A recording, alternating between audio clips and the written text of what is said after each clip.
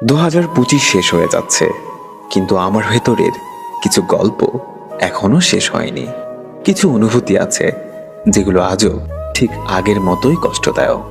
মানুষ বদলে গেছে, সময় বদলে গেছে, কিন্তু আমি এখনো দাঁড়িয়ে আছি সেই জায়গায় যেখানে তুমি আমাকে একবার রেখে চলে গিয়েছিলে।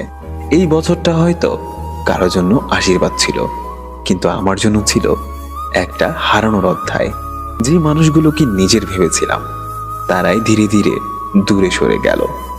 2025 আমাকে শিখিয়েছে সব হারানো জিনিসের শব্দ থাকে না।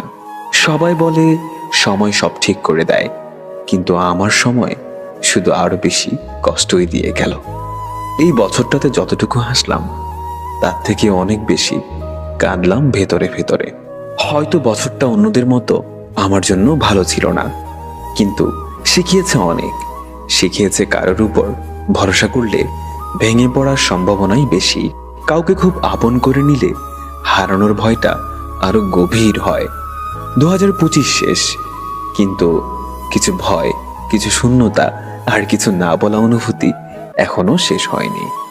এই বছরটাতে আমি শিখেছি সব মানুষ কাছে থাকলে আপন হয় না, আর সব দূরের মানুষও দূরে থাকে না।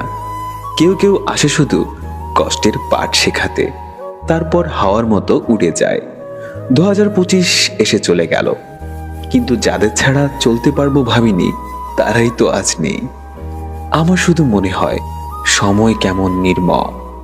সবাই বলে একটা বছর শেষ মানে নতুন শুরু, কিন্তু আমার কাছে মনে হয় একটা বছর শেষ মানে পুরনো কষ্টগুলো আরো গভীর হওয়া।